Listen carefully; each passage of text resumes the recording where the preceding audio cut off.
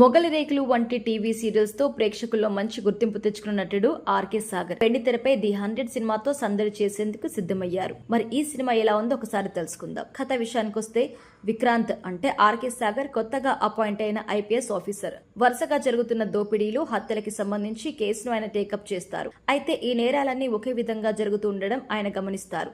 కానీ ఆర్తి అంటే మిషా నారంగ్ ఈ నేరాలకు బాధితురాలుగా మారడంతో ఈ కేసును పర్సనల్ గా తీసుకుంటాడు విక్రాంత్.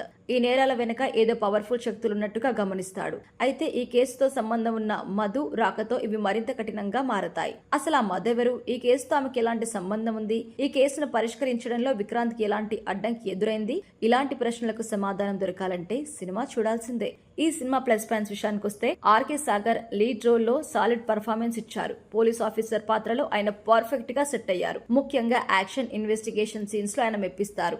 ఇక మిషా నారంగ్ డీసెంట్ గా ఉంది. తన పాత్రకి ఆమె చక్కటి న్యాయం చేసింది. ఇక విష్ణుప్రియ, ధన్య బాలకృష్ణ తమ పాత్రలతో ఆకట్టుకున్నారు. కథలో మంచి విషయం ఉన్నట్టుగా అనిపిస్తుంది. ఇన్వెస్టిగేషన్ సీన్స్ ని కొంతవరకు బాగానే హ్యాండిల్ చేశారు.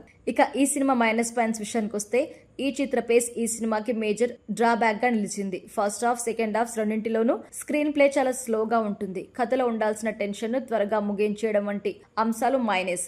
కొన్ని సీన్స్ ఆర్టిఫిషియల్ గా అనిపిస్తాయి. సినిమాలో వచ్చే రొమాంటిక్ సాంగ్ ఈ సినిమాకి ఫ్లోకి పెద్ద అడ్డంకిగా కూడా ఉంటుంది. కొన్ని సీన్స్ లో ఎమోషనల్ టచ్ ఉన్నా వాటిని ఎగ్జిక్యూట్ చేసిన విధానం మెప్పించలేదు. సినిమాలోని నటినట్ల విషయంలో మరికాస్త జాగ్రత్త పడాల్సింది అనిపిస్తుంది. క్లైమాక్స్ లో ఒక చక్కటి సందేశాన్ని ఇచ్చేందుకు ప్రయత్నించినా కూడా దాన్ని రొటీన్ గా అయితే ముగించారు. ఇక సాంకేతిక విభాగం పనితీరు విషయానికి వస్తే దర్శకుడు రాఘవ్ ఓంకార్ శశిధర్ చక్కటి కాన్సెప్ట్ ఎంచుకున్నా దాన్ని పర్ఫెక్ట్ గా ఎగ్జిక్యూట్ చేయడంలో కొంచెం ఫెయిల్ అయ్యారు. స్క్రీన్ ప్లే పక్కాగా ఉంటే ఇంకా బాగుండు. అయితే హర్షవర్ధన్ రామేశ్వర్ బీజిఎం డీసెంట్ గా ఉంది. ఒక పాట ప్రేక్షకుల్ని ఇంప్రెస్ చేస్తుంది. కొన్ని సీన్స్ ని ట్రిమ్ చేసి ఉండాల్సింది అనిపిస్తుంది. శ్యామ్ కే నాయుడు ఫోటోగ్రఫీ బాగుంది.